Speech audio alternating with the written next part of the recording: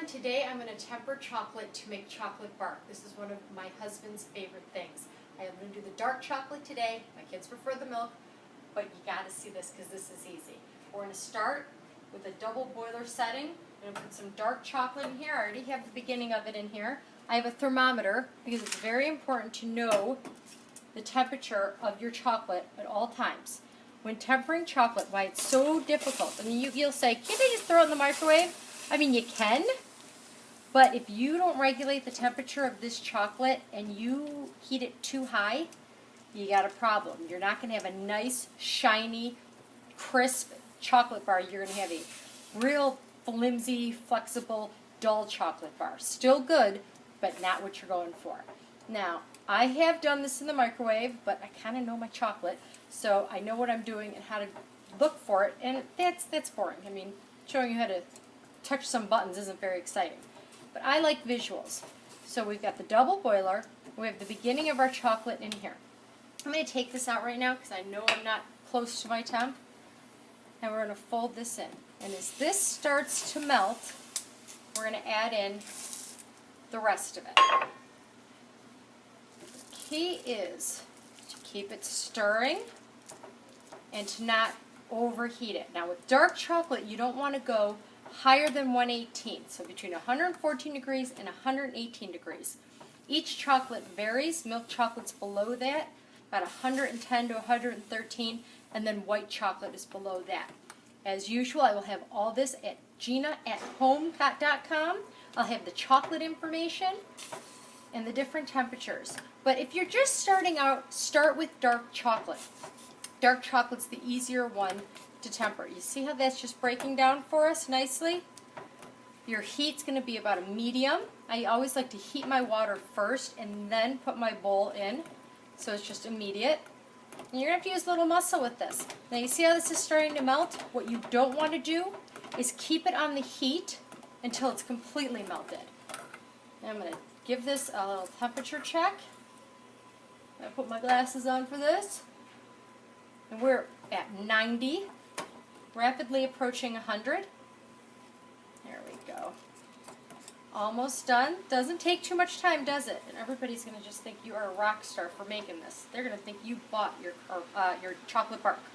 When this is done, you're going to see I'm going to put some toppings on it. And I think that's the most fun part because you can put on your chocolate bark whatever you like on your chocolate bark.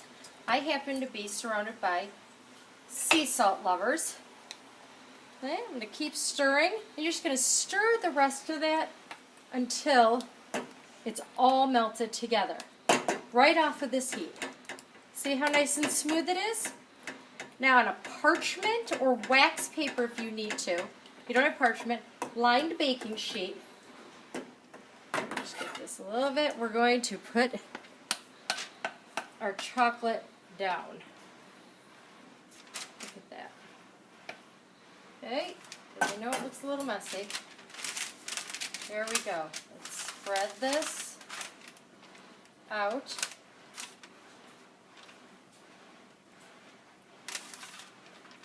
Like that. I chose a smaller baking sheet so I didn't take up too much room in my refrigerator. And we're going to let it set just for a few seconds. And look what I have here. Yum. Caramel. We're just going to drizzle it. And so it all cools together. Now I'm only going to do half of this with caramel because you never know who wants what in my house. The other half I'm going to do with some sea salt. You can use fine sea salt, you can use coarse sea salt, you can use small ground, whatever you want. I'm going to leave this one without because of my little ones. But my husband likes the sea salt. And that is ready to go in the refrigerator. When we pull this out, we're going to snap it, and you're going to see the snap, and we're going to give it a taste. Thanks for joining me. I hope that you enjoyed this, and I hope you learned how to temper the chocolate, and I hope your chocolate bark is awesome. Thanks for joining us. Okay, now we're going to put this chocolate bark in the refrigerator, let it set for a few hours, so that when it's done, it gives a really nice snap to it, and has a really pretty, shiny sheen to it. I'm going to take it out here, and I'm going to show you. I'm going to snap it off, and I'm going to taste it. Did you see that? That was the chocolate bar. It's all done. It's ready to go. I'm so excited to show you this. It's been in the refrigerator. It's set. This is great. Watch this. Oh, I like to cut it with this scraper. Love it. I use the corner. It makes it snap and break apart. Look at this. Look at that. So cool. You don't want it to be perfectly uniform and even. You just want it to break apart. It's bark. And it looks so cool when it does that. Now this is all the sea salt one. You can cut it in as many pieces as you want. Put it in a bowl. You can put it in like a cute plastic bag if you're giving it as gifts. Little box. The sea salt one. Very, very cool, isn't it? It tastes so good. Now we're going to do the caramel side. I told you, I have picky eaters in my house, and nobody likes the same thing, so we try to accommodate everyone as best we can. And this is for the non-salt people. You know this. Caramel bark. Alright, I'm going to taste the sea salt one, because I really like the sea salt. Best part of my job. Did you hear that? This is perfect. It turned out perfectly. I'm so excited. Alright, humor me. Try this recipe. Just do it. It's more of a technique than a recipe. Put anything on top you want.